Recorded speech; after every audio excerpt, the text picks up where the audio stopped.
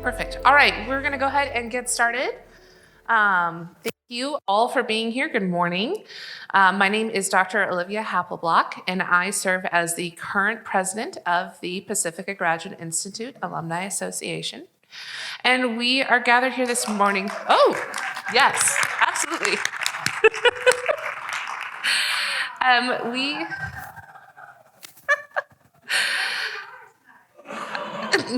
I left it at home. We are gathered here today to participate in this panel with our lovely alumni. And the title of it is Community as Classroom, Listening to and Learning from One Another. So we have a great group of panelists with us today from a range of fields and programs at Pacifica. And I'd like to start by thanking them for traveling here and joining us just to share their experiences and their perspectives from their various communities and classrooms. So a little bit about myself. I graduated from the Mythological Studies program in June of 2019. My dissertation focused on the intersection of myth, religion, and alchemy in the work of Michael Mayer. In my day-to-day life, I teach English, mythology, film studies, and theory of knowledge just up the road at Dos Pueblos High School in Goleta. And I also serve as the International Baccalaureate Extended Essay Coordinator and the Department Chair for the English Department. So having taught online, in person, hybrid, in a mask, and everything in between, I was so excited to share and talk about this topic today. There are so many lessons that we have learned in education and in our various fields in therapy and psychology.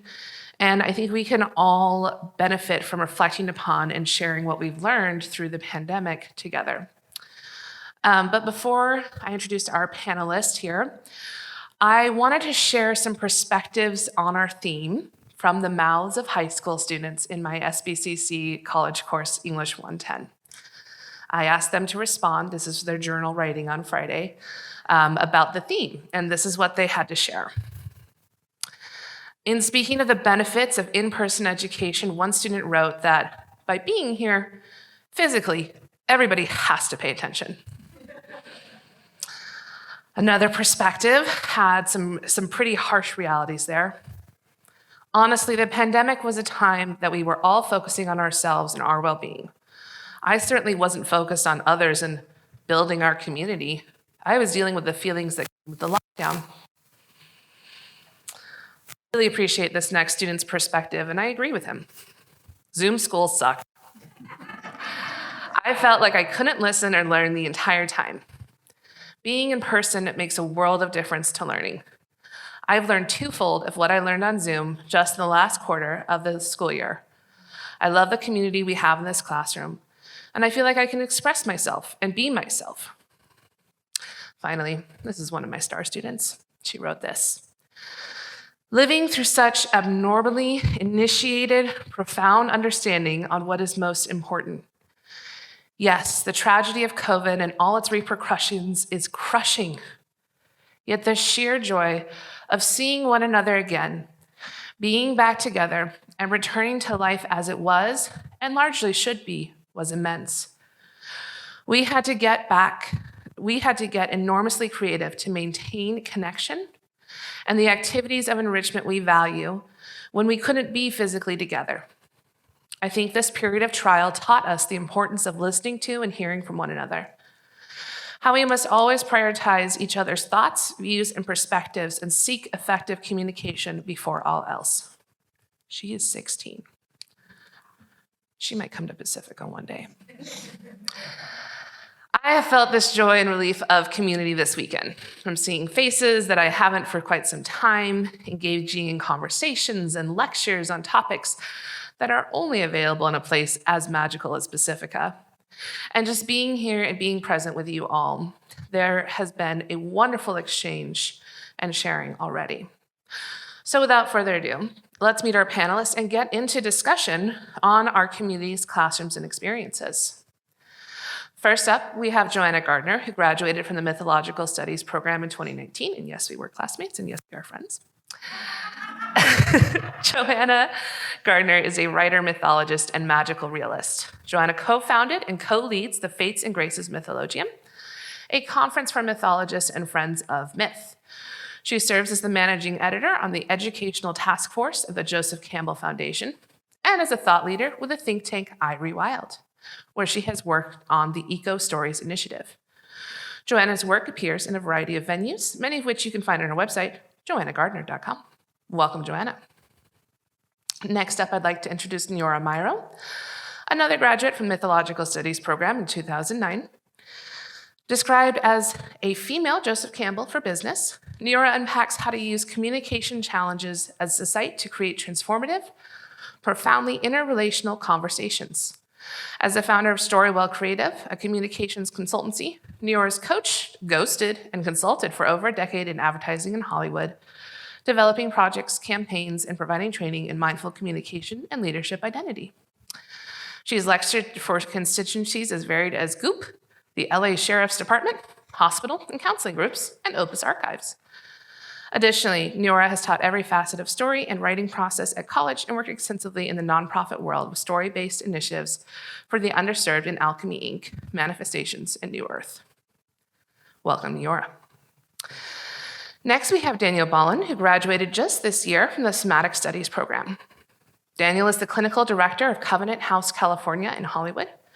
Daniel supervises a team of therapists and provides individual therapy to transitional age youth who experience homelessness.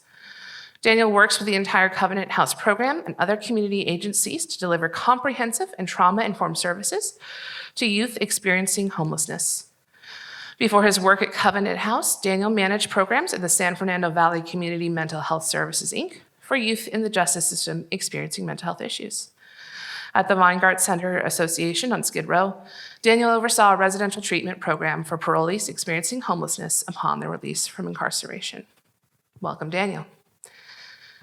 Then we have Shannon Demuth, who graduated from the Counseling Psychology program in 2008. Shannon is an attorney and assistant professor of business, law, and management at Eastern New Mexico University. She earned her master's in counseling program with an emphasis in depth psychology from Pacifica in 2008. Upon graduation, Shannon became an assessment and referral counselor in acute care, psychiatric hospital, and an instructor in substance abuse facilities. Her learning experiences at Pacifica were the seminal spark to start teaching psychology, business, and ethics courses in community colleges and universities in Arkansas, Colorado, and New Mexico. She is particularly interested in the trickster archetype and its appearance during the COVID-19 pandemic to expose shadowy obstacles to how Pacifica stakeholders, especially Pacifica alums, refresh their connections with its richly creative, forward-looking community. Welcome, Shannon. Next, we have Janice Angeli, who graduated in 2019 from counseling psychology. She is a licensed mental health counselor in private practice in the Pacific Northwest. She holds a master's in education with an emphasis in curriculum and instruction from the University of Washington. She is a former elementary public school teacher and the author of Illusions of More, A Story Out of Shadow. In this novel, Janice reveals how collective and conflicting forces thwart and punish teachers who nurture caring learning communities in which disenfranchised and traumatized children can reveal what they know. Illusions of More shows how the pressures within and upon the institution of American public education have opened portals to the archetypal that are horrifying and points towards where we might find redemption. In her work with adult writers and groups, Janice continues to explore the promise and pitfalls of inviting and interacting with the imaginal community. Welcome, Janice. Finally, we have Joshua Cohen, who graduated in 2012 from the clinical psychology program. Dr. Cohen is a clinically trained researcher from Pacifica Graduate Institute and Walden University. He has experience as a film and video editor, which includes A-list work in Hollywood with significant people in the film world. He is a media psychologist with peer mental health staff in the Connell School of Video Therapy. Dr. Cohen's clinical experience involves working with people of several populations in various settings, including hospitals and community mental health. Dr. Cohen is the author and co-editor of Video and Filmmaking as Psychotherapy, Research and Practice, and the forthcoming book and film film-based therapy and trauma research and practice. As a guest lecturer and volunteer at the University of Southern California, Dr. Cohen has experience introducing this material to students in the social work department. The book is the first of its kind, proposing to make films as a part of psychotherapy and comprehensive academic writing. It is also in the National Library of Medicine. Dr. Cohen is the founder and CEO of Your Digital Storytelling Project in Los Angeles, USA. Welcome, Joshua. So, with that in mind, I would like to launch into our discussion today. And the first thing that I would like to hear about is everyone's experiences through the pandemic. So if you could each speak for a minute or two on what your experience was like during the pandemic, and now in the mildly post-pandemic phase, what is it like in your classroom or your community? So I don't know, Daniel, you've got the mic. Do you want to start? Okay.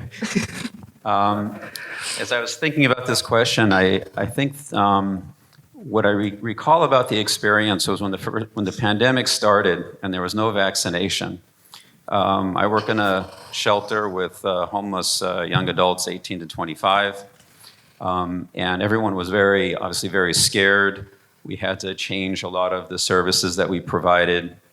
But I think what I recall most was the stress that had on the residents and how we had to sometimes confine them and send them to quarantine and all of that.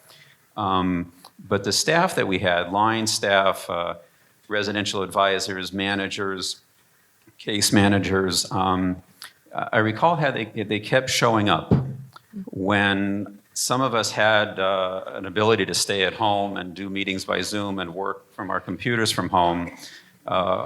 Youth experiencing homelessness still needed care. They still needed that direct interaction with others, especially adults and the team that we had.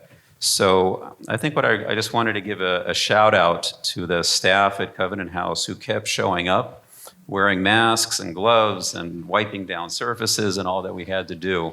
But that's kind of what stood in my mind, is just how when it was really difficult, some people just kept showing up every day, doing the best, putting themselves at some risk, and not kind of finding ways to avoid work, but embracing the work in this difficult time.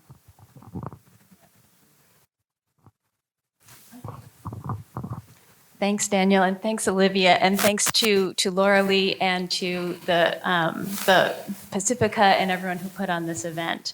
So I am one of the leaders of a conference for mythologists, a conference that's dedicated to cultivating the community of mythologists. We had our first conference in 2019 in person, right, which was great. We all got in a room and we had a podium and people presented, and then the pandemic hit, and so the pandemic, what's time, right? It was March we shut down, I think, and we were getting ready. We were already getting ready for our second conference, which was to be in July, and we're like, we have to go online. We have to figure it out. We didn't know what we were doing, but we went online and we put out the word and we said, we're going to figure this out. We're going to get together on Zoom, and paradoxically, that allowed us to expand the community.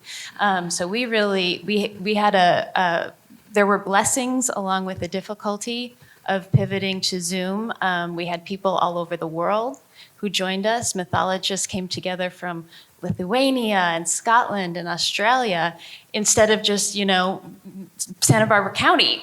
And so we really valued how Zoom expanded the voices in our community. And we learned a lot, and we can't wait to get together in person next year, which will be our 5th anniversary. We haven't quite figured out exactly how we're going to do it, but that's where we are right now. We're looking at ways that we can get together in person and continue to serve the worldwide community that maybe can't buy a plane ticket to fly from Australia to California. I'm going to represent a different perspective. And I teach corporately. It means I work with L&D companies at this point around the world, because that's what happened for my company. We're Silicon Valley based. We teach design theory based education. It's fantastic education. And my life used to look like going around, flying around inside corporate houses and being inside classrooms and teaching. And when the pandemic hit, we went dark. So in a month, we had to figure out how to turn this around and go virtual and teach fabulous education.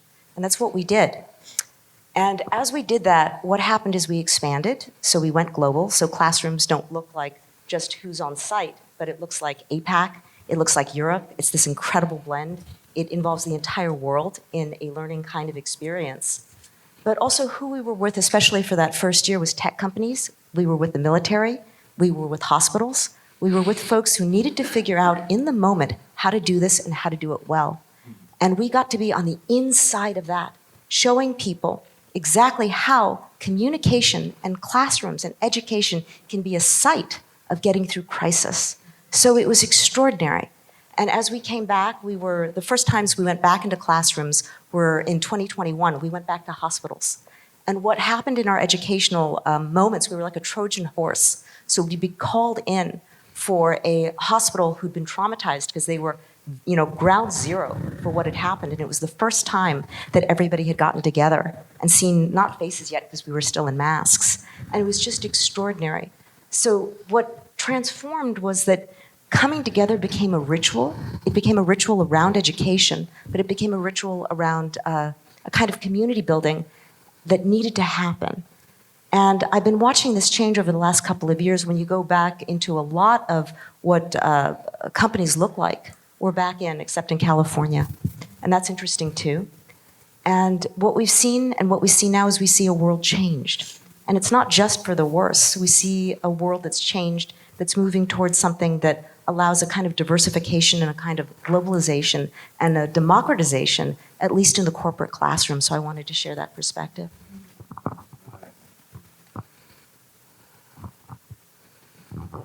Hi, I'm Shannon DeMuth. My experience of the pandemic was multi-layered. Just before the pandemic hit, up until February of 2020, I was teaching inside of Colorado prisons. And I was teaching for Adams State University, and I was teaching for Colorado Mountain College. So just as the pandemic hit, my contracts were up. And I feel really fortunate about that. I was out of a job, but I was going to be out of a job anyway. One of the nice parts about some of my credentials is that I had all the good credentials about best practices of teaching online. And I ended up teaching 8 classes online for over a year, which for anyone who teaches online, that's an enormous workload. That's over twice usually. And the students were great. They didn't complain too much, and there was a lot of community building. One of the things that really bubbled up in my classrooms were people who needed accommodations, people who had accessibility problems, that had real good compensation strategies when they were in the classroom, but once they got online, the story changed.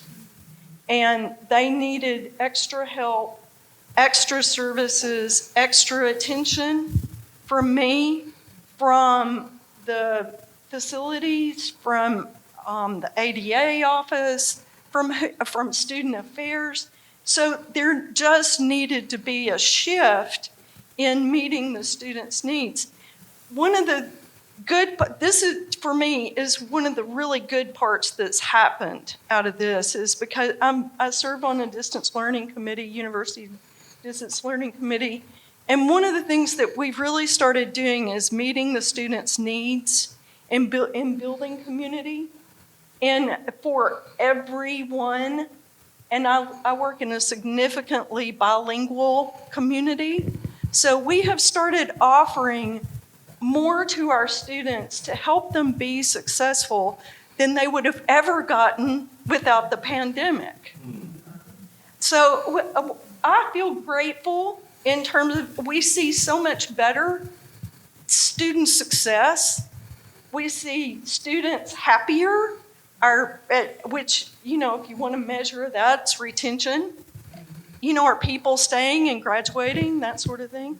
So, the silver lining in this is that the shadow was really pointed out in a lot of classrooms. And we were able to confront that, become conscious of that, and confront that in ways that it was just too dark back there. We didn't see it. So I feel grateful for this experience. It was a trip, that's for sure. But I feel in the end, I have a lot to be grateful for. So we didn't rehearse, so. So what's coming up for me around that question is when the pandemic hit, I quickly transitioned to having most of my private practice online. I was a relatively new therapist just getting started, but I filled up quickly. And I got to see how a variety of people were experiencing the pandemic. Thank you. Okay, yeah. And I had teenagers and college students who weren't going to school, and so there was a lot of grief and depression around that. And in terms of talking about kids and changes and awarenesses, a lot of the kids I see, come from Microsoft families, so high achievers. And a lot of them didn't do well with online schooling. So they were, for the first time in their life, seeing low grades. And they had internalized that if you get low grades, your life is over. And the degree of depression and fear of what that meant to have low grades or missing assignments was intense. So, I got to coach a lot of kids through, really, the world doesn't end if you don't have a good grade. So that was interesting. But one thing I had started before the pandemic was an extension of the work that I did as a teacher, was having writing groups. And so I had started a group called Witnessing, which is something that narrative therapy does, providing a place where people can share and be witnessed. And I started offering blocks of pro bono therapy for people working in nursing homes and healthcare workers that just needed some extra support. And so I had some people who were working in nursing homes come and join the writing group and share their experiences. So that became a very rich group. And they were older women of color, so racism and sexism and ageism, and feeling how they were treated during the pandemic and what was asked of them and expected of them were common themes. And it was a really wonderful opportunity to support them. So. Can you hear me okay? Okay.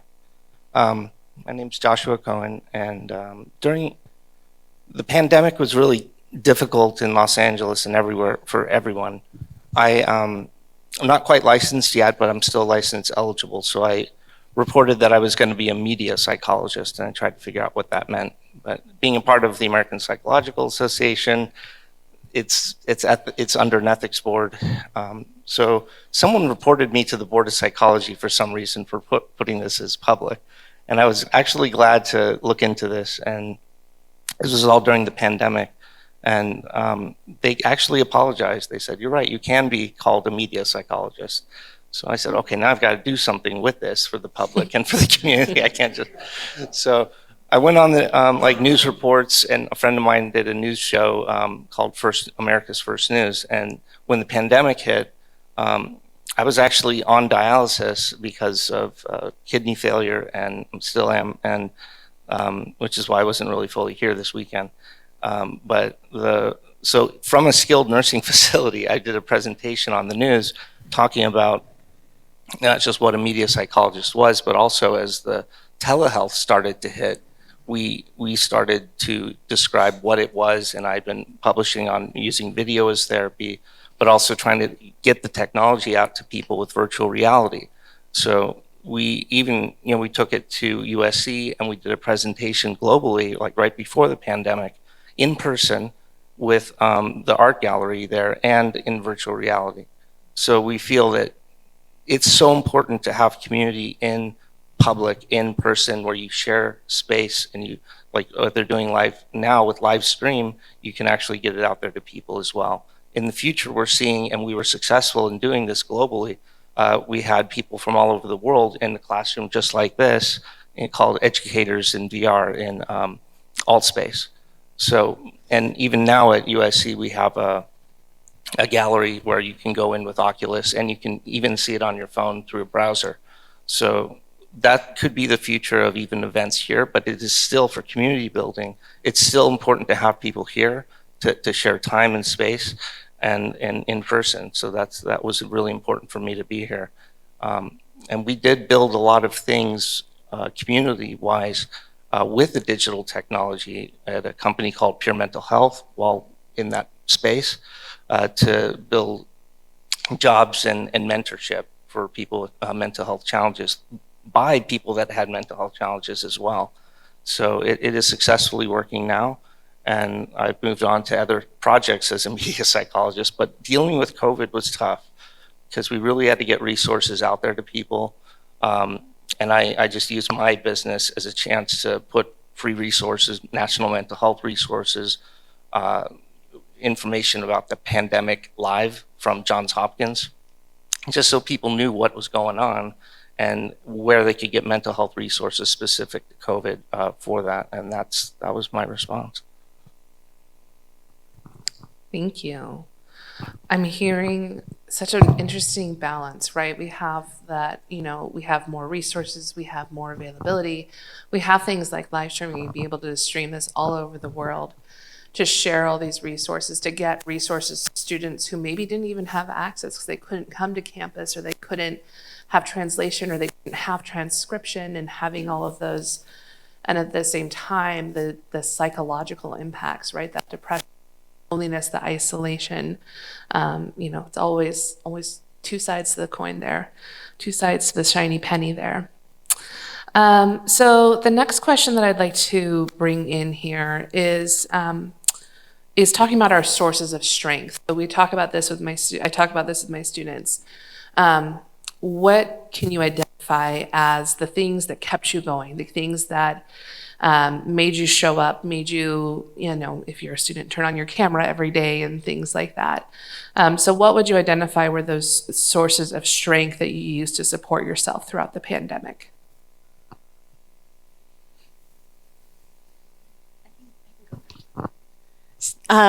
So one thing that's coming up for me in this space as a source of strength is hearing the stories, hearing these narratives of this community.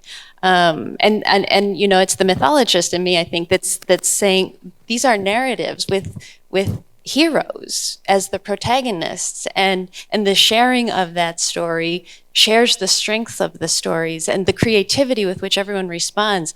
And so I'll just take a step back. From the point of view of the mythologium, what gave me strength was the community of mythologists. The second year we were on Zoom, the theme of the mythologium was myth and healing. And so the community, everyone who presented, all 50 of our presenters, they prepared, they went deep, they dug deep, and they brought their stories and their research and their intellect and their imaginations. They all brought that into the space and shared it with all of us. And something so much greater than the sum of the parts happened.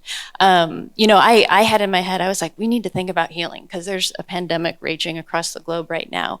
I had no idea how healing it would actually be for everyone to gather and to share their work about healing. And I mean, I was just talk about a source of strength after that weekend with the community. I felt healed, and I know that so many other people in the community did too.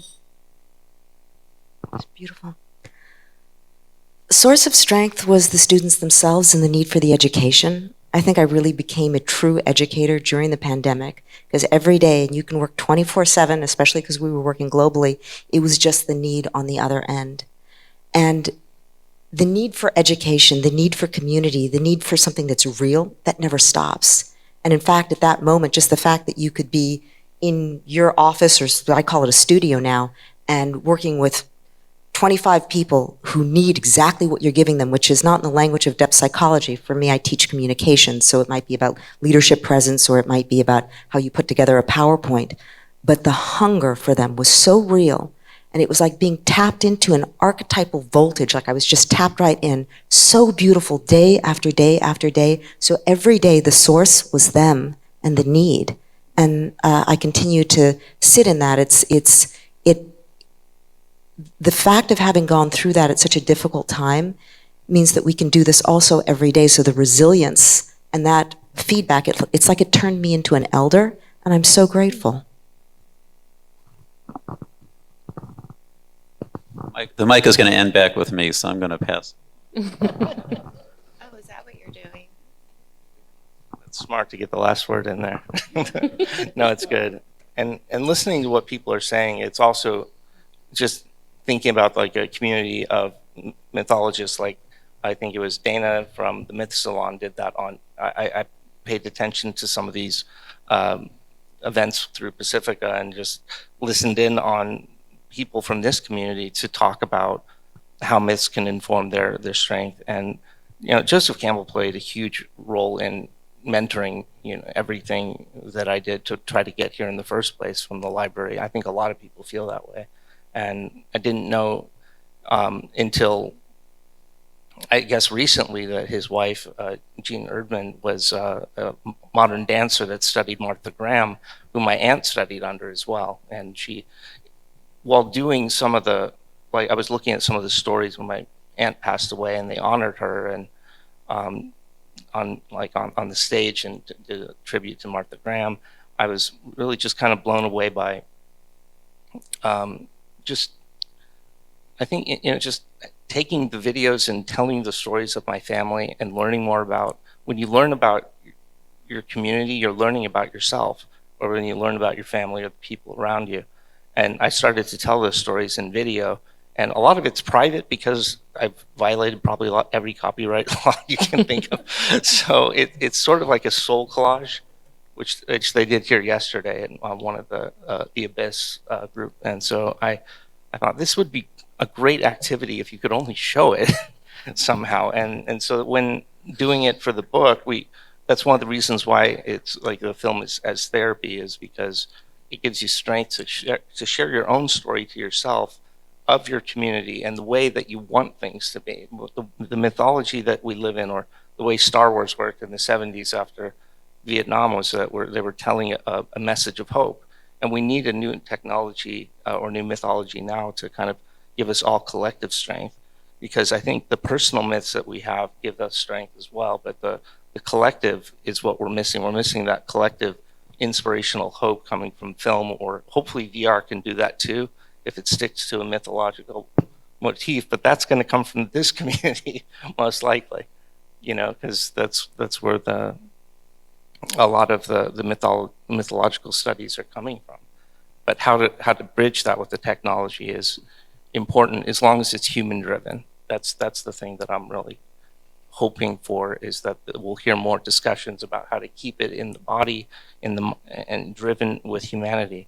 So that really helped me to tell those stories through this whole thing, and that's where resilience can come from, is feeling and knowing you're a part of something even if you can't see it. And thank you.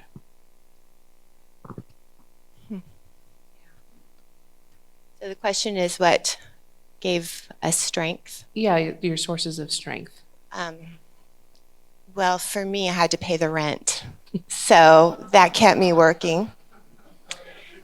And my dream group, my friend Dawn is here, and we had a dream group going during that time.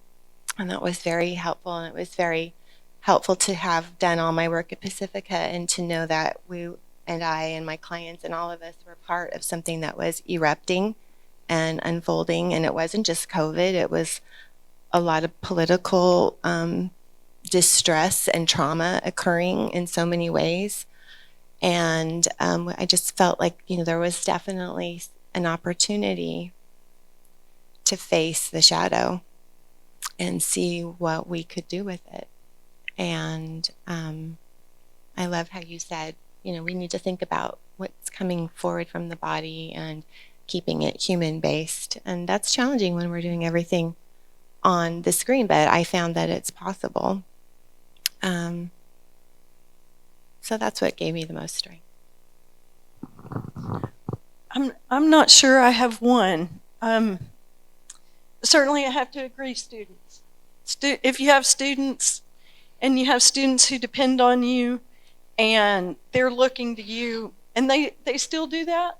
You know, I got emails this morning. I get texts and emails this morning. That's part of it.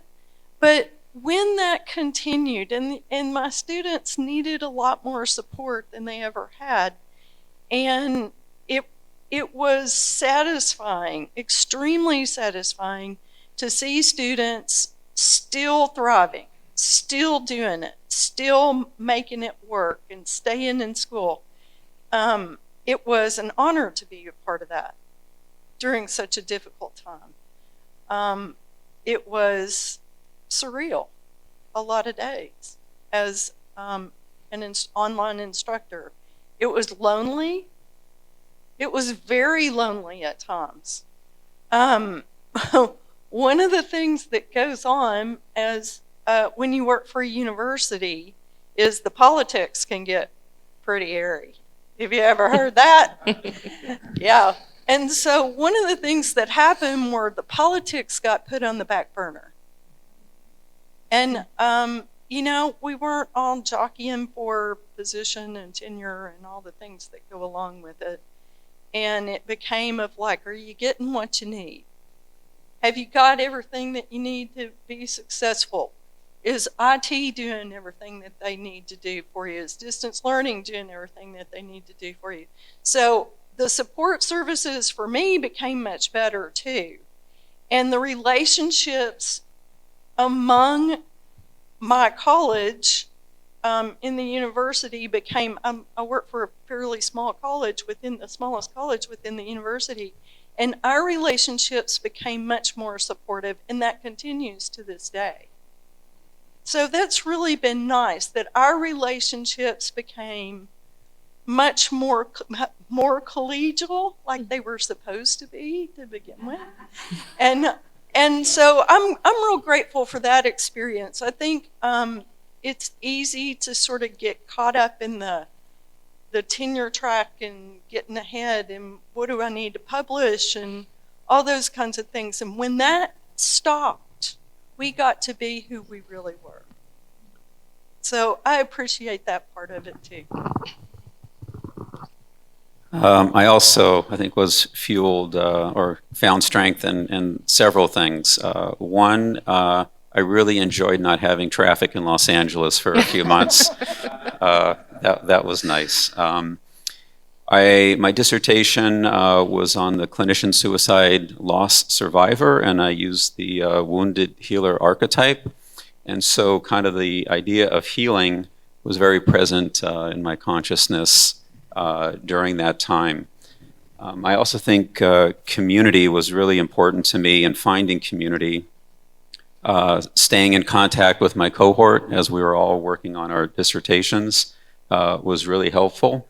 The team at work, just being there and having that contact.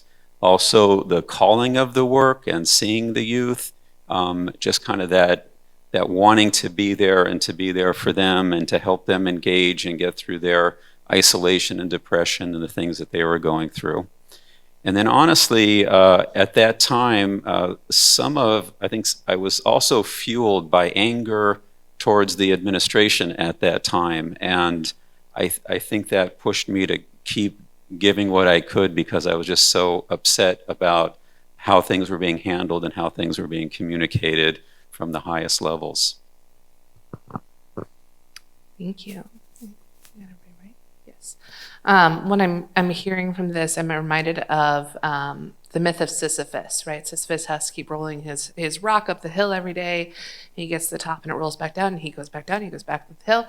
And Albert Camus, in writing about it, he explains that Sisyphus is happiest when he's pushing that rock up that hill, right? It's in doing the work, it's in engaging with it, with students, engaging with the material, whether it's the passion and the drive to help them, or it's just that pure spite and revenge of I'm going to do it, I don't care, or the desperation of I got to make the rent this month.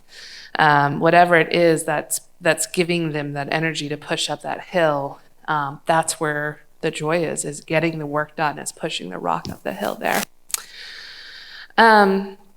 So kind of on a similar thread here, coming out of the pandemic, coming out of our communities, out of our classrooms here, if you had to take one lesson that you've learned, one thing that it's going to stick with you, that you can take it, put it in your bag, and walk out the door with it today, what would be that greatest lesson that you've learned from the pandemic?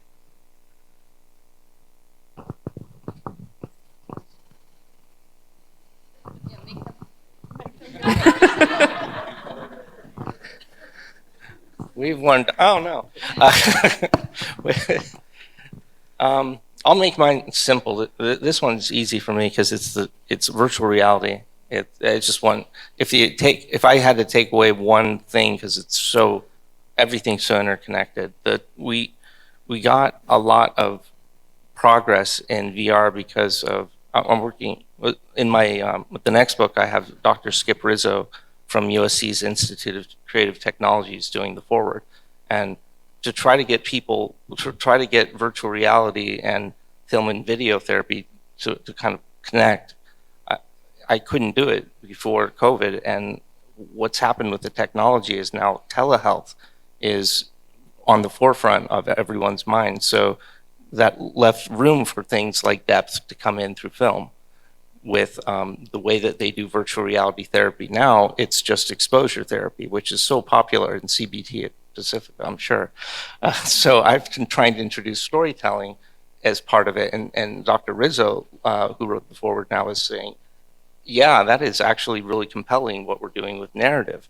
Instead of just exposing soldiers and military to these things, we have ways of telling stories. So going back to COVID, we're seeing, and the response, they did a symposium at USC on COVID-related psychosis, something no one had heard of.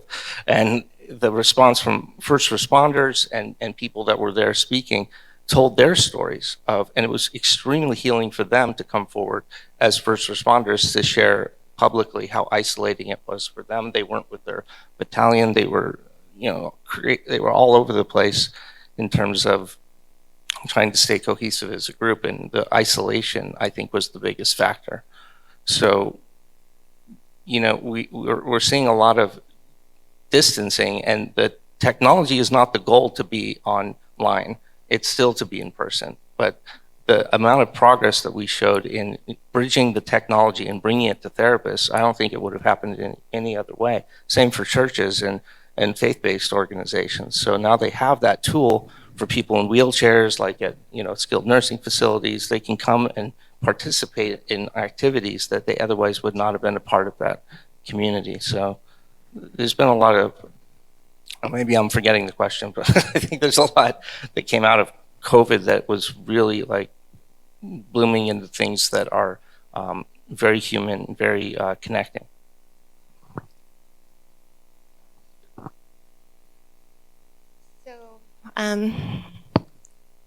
The thing that I'm the most interested out of my work with my writing groups during COVID is that place where a facilitator, therapist, teacher can hold the space for the imaginal, for the idea of what do we do next.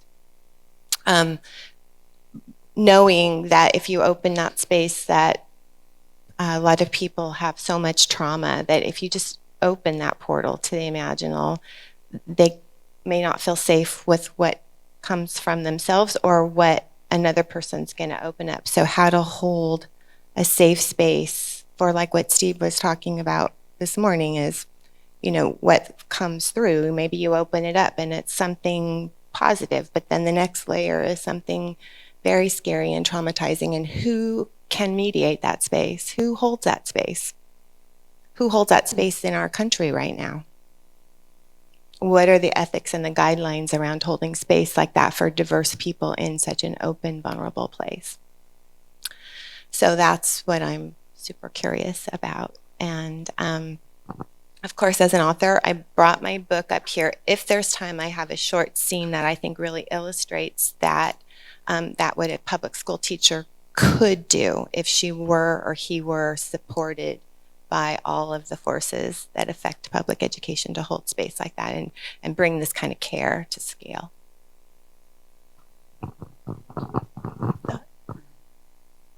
And I like what you had to say about that not knowing what's going to happen, and that was very much what it was like. We just didn't know.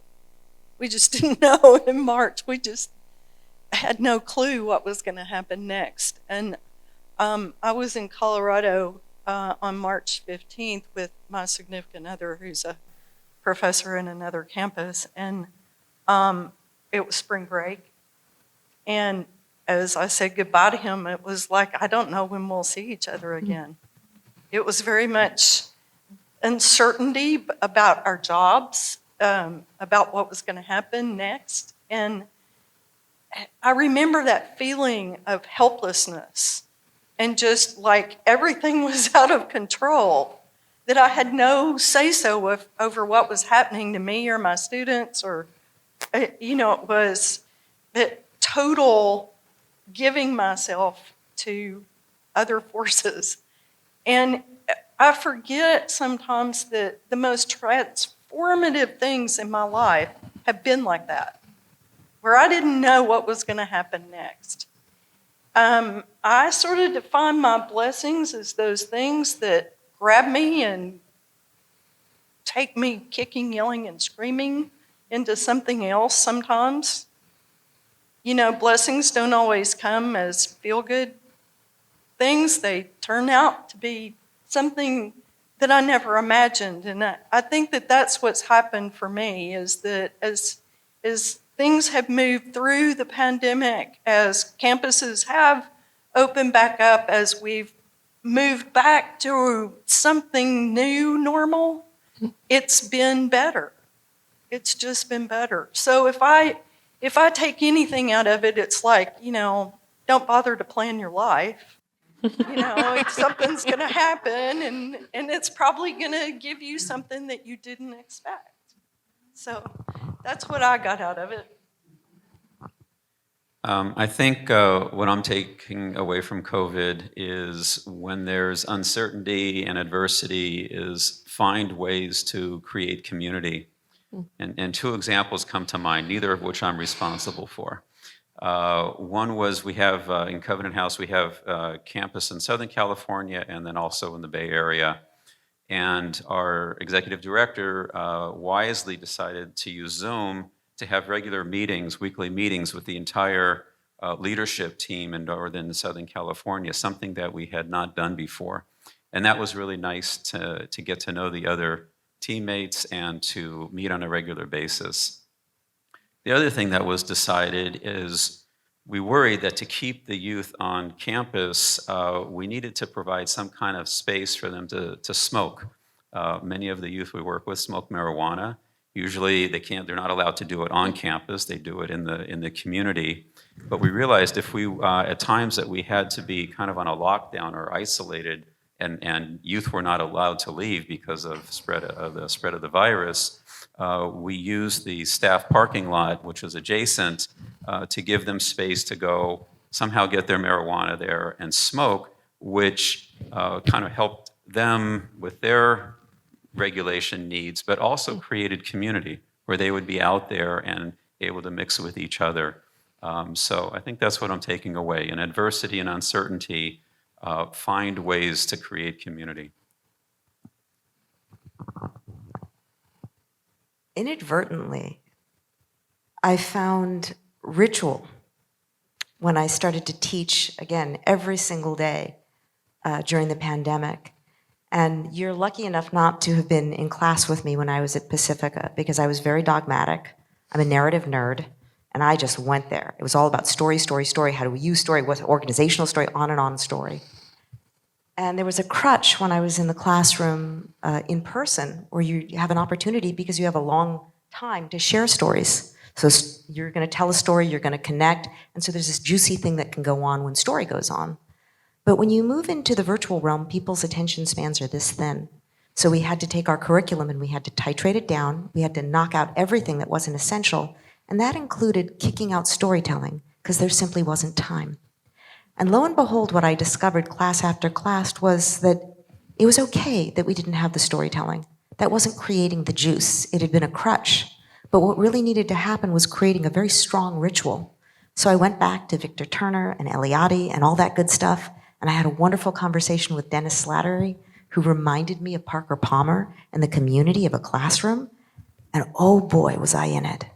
Because it was about creating a ritual experience. Imagine, we lean on story, we're all about story, but imagine kicking that out and creating a ritual experience that has that structure to it. So you go deep in the realm of conversation. It can be a story or not. And the interesting thing for me was I had a chance to actually develop a curriculum around storytelling. So we teach this, it's really neat, story fundamentals and the process and the whole thing. But here I am back at the essence of what we teach in the myth program, which is this conversation between myth and ritual, not one without the other. So it made me less dogmatic. I'm so grateful. I am going to cheat just a little bit and share 2 takeaways, not just one takeaway. Okay. The first thing kind of goes to what Daniel was saying, and that is never waste a good crisis, right? When people talk about how you don't have problems, you have opportunities. I think the pandemic really showed us that. And, here was this gigantic problem that we all had all at once. And so many people who you're hearing right now found so much opportunity in those challenges. It's an opportunity for creative response. It's an opportunity to connect. The opportunities just sort of open themselves up if you see them that way. And the other thing I'll share very briefly is seeing the value of bringing depth practices to the traditional world. In my case, it was the traditional world of the academic conference, right? Which is sort of an archetype. You could think of the archetype of the academic conference. And the mythologium, the community of mythologists, brought their depth. They brought those practices to that community and to that space. And so that's those 2 things are what I'll carry away. Never waste a good crisis, and bring those depth practices wherever you show up. The best laid plans of mice and men can often go awry. I use that all the time when I change up exactly what I have a whole beautiful PowerPoint and lesson planned out, and then walk in and then I go, never mind, we'll do something different. So let's do one more question here with those wonderful lessons and those wonderful questions that we're carrying forward and curiosities. We'll do one more question and then we'll switch to audience questions here. So this last question goes to our theme, right? Communities and classroom and listening to. So how did each community or classroom listen to and learn from one another during the pandemic? And how will it listen to and learn from one another going forward? I was ready for it this time. No. Just I have been doing a lot of online classes, teaching online for a while. I actually enjoyed it because, like when APA went to Hawaii, I just took the class with me and just taught from wherever I was at. And that was before Zoom, so it just was a classroom of just like responding.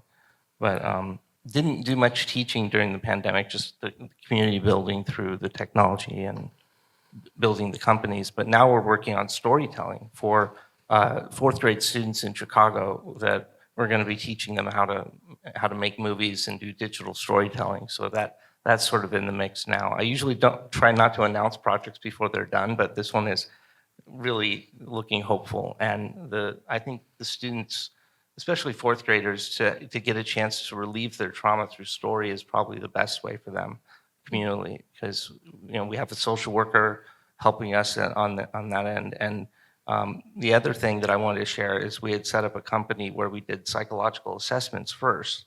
And I think bringing in psychology that way is really helpful for storytelling, because it really, in the classroom, you want it to be recreational. For a story to be healing, it can't really be. I found at the end of the rainbow, I'm like, let's see if film can be therapeutic. And it can, just if you call it therapy, all of a sudden you're cut off from the imaginal, and it needs to be there for ethics and, to keep the client safe. So if you have a psychologist there first, then, and they do it like a wellness evaluation, just simple assessments, then they can leave a little bit more creativity for the recreational parts for the students.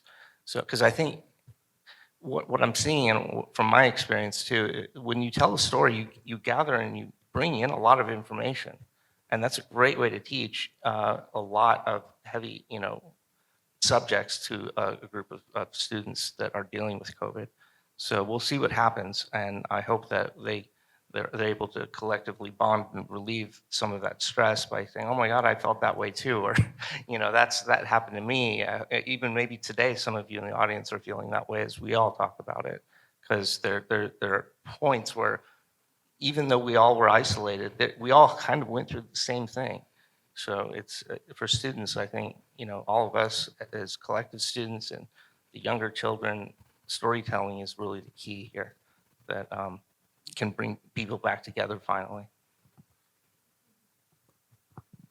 Okay, I'm going to read a scene because it will encapsulate that nicely, okay? So, the writer's lair. This is the writing workshop for fourth graders.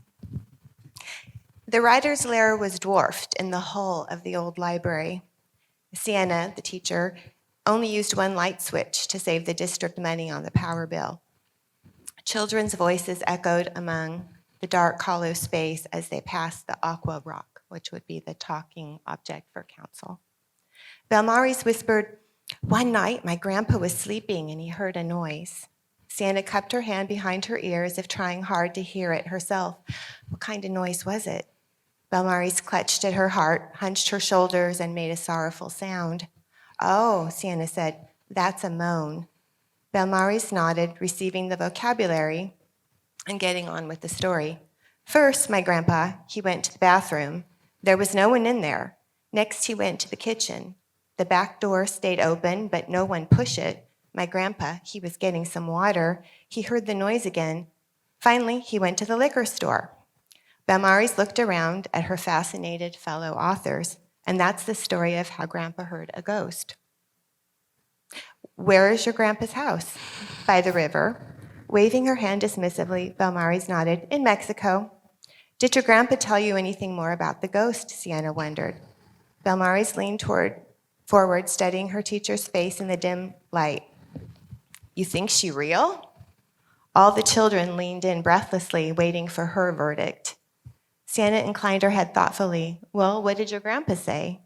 "He say she after him all the time, he a little boy and a man." "Same ghost?" Belmaris nodded. Pilar, the main character in this story, shifted uneasily as she made some sense of the conversation. "Did he ever see her? Did he ever say how she looked?" Sienna asked. "I want to make a mind movie of the ghost." Belmaris fluttered her fingers in the air. "She nothing?" And then the girl broke off, grabbing the back of her own neck and hanging her head as if she were a kitten suspended by the scruff of her neck between her mother's teeth. She shuddered as if an amorphous spirit had actually seized her. And in that moment, I, the silent, omniscient narrator of this tale, suddenly wanted to break into the conversation. I clasped the nape of the teacher's neck. She shuddered, and I knew she felt the pinch and the real chill. She struggled to keep the panic arising within from showing on her face as she put her hand at the base of her brain. With her touch, with her warm palm upon what had once been the back of my human hand, I shuddered and I began to wail, not as I did when trolling the rivers, but with relief. It had been ages since I'd been held. I squeezed her more tightly. Pilar clapped her hands over her ears, shaking her head violently from side to side. Valentin's eyes widened. He asked Pilar, "La Llorona? La Llorona?" Desperately, Sienna pressed my invisible hand downward toward her shoulder in an attempt to break her neck free from my chokehold. "Que es esto?" "She cried," Valentin said. "Was your grandfather's ghost sad?" Sienna asked Belmaris. "Triste?" Transfixed by the teacher's urgency, Belmaris nodded, frowning to make the point. "Oh," Sienna said. The ghost was very sad, and somehow I relaxed. With a final shuddering sigh, I let go of the teacher. Pilar uncovered her ears. Sienna and Pilar made eye contact. There was a wordless moment of stillness, awareness that something significant had just occurred in the classroom. And whatever it was, we were all in it together. Sienna drew a deep breath and got back to the business, writing a word on a sticky note for Belmaris to stick in her ELL folder. When you write your story, she said, say the sound your grandfather heard was a moan. And don't forget to explain that the ghost was very, very sad.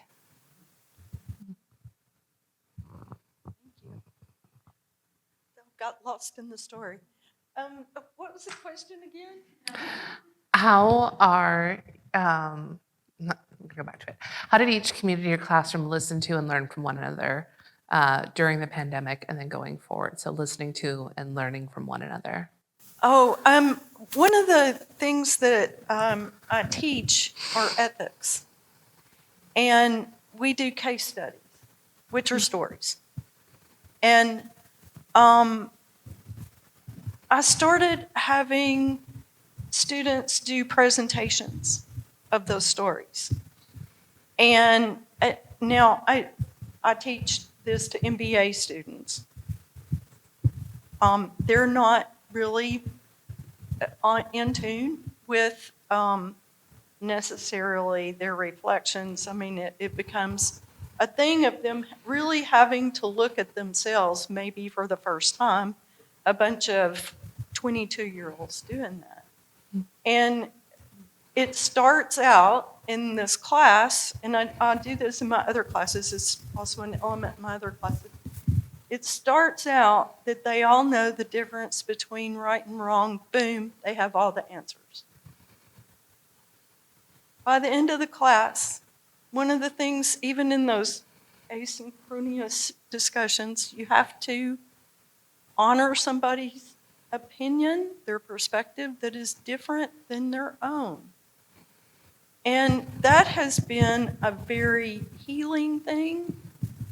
It's cut across all my classes that suddenly young persons, people who are on the cusp of really moving into full adulthood, suddenly learn who they are.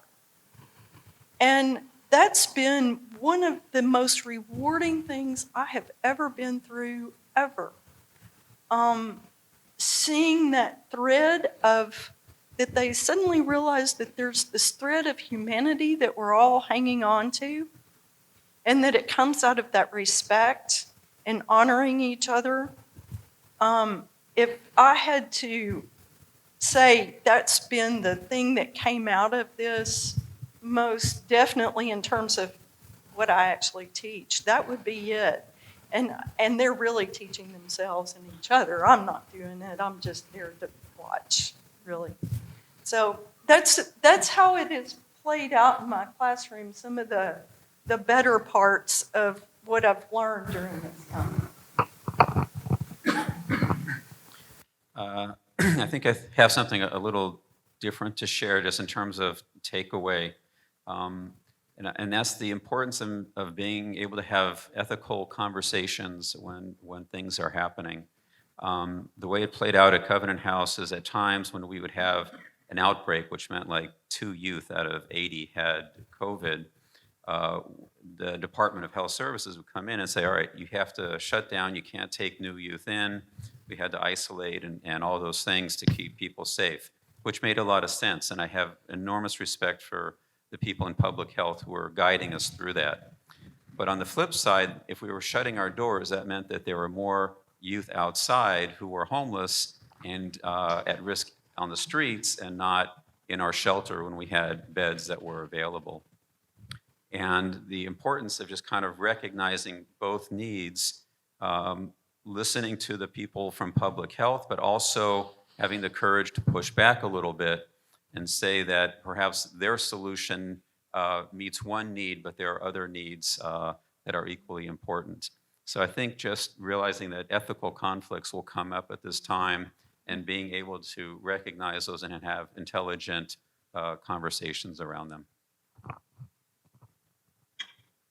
There is no learning if there is no listening. And I don't mean the audience listening or the students listening. I mean the person who's facilitating the conversation needs to listen so deeply to what's going on for the audience that learning can actually happen.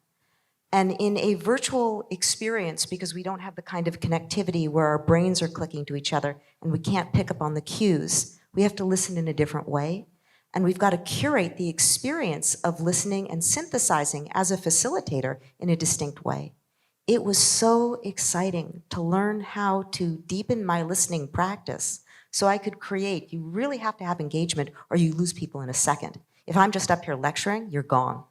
So what we need to do is we need to be explicit about thinking about moments of engagement, but deeply listening as a facilitator. Otto Scharmer is wonderful about this. It's creating a conversational space where you are facilitating a listening and then you're synthesizing so that it turns out that the content that's going on isn't what you're delivering, but it's from the audience speaking back to you what that content is, and then you've won. So this whole experience of learning how to listen, oh my goodness, what a gift. I'm so grateful to be able to bring that forward in the world. So just super, on the level of mechanics, at the Mythologium, each presenter has 20 minutes, all to themselves. Sometimes there are parallel tracks, but when someone's presenting, they have the space. We hold the space for them for 20 full minutes for them to share the best of their ideas on that topic, and they really do. I am so impressed every year with the community of mythologists and how they really bring their A game. And so I mentioned in 2021, yes, 2021, the theme was myth and healing. And so 50 mythologists each had 20 minutes to share their work on myth and healing, and the rest of us got to listen, right, for that full 20 minutes. And then the year after that, 2020, oh no, I'm gonna mess up the years, whatever. The year after that, this year was myth and ecological consciousness. And so everyone had 20 minutes, again, 50 mythologists, they each had 20 minutes to share with us their best work on myth and ecological consciousness, and the rest of us listened. And next year, the theme is going to be myth and the heart. And so again, the call for papers opens in January. The community will submit their proposals. We'll go through all the proposals and we'll choose the ones that are going to be on the program. And every mythologist will have 20 minutes to share their best work about myth and the heart. The rest of us will listen. That's how we listen, and that's how we're going to listen in the future. Thank you. So in listening, I heard the themes of story and ethics and holding space and that back and forth so that everyone has a voice there. And I'm so happy to be able to hold this panel today, that we have this great range of voices to bring all of these ideas and all of your experiences in. We are just about out of time here. So I would like to just take another minute here to thank our panelists, Pacifica for holding us, and the Alumni Association for sponsoring and organizing this panel. Of course, none of this would be possible without the work of Diane Travis Teague. So thank you so much, Diane. I'm not sure that she's here, but let's have a round of applause for Diane, for our panelists, and a wonderful session. Thank you.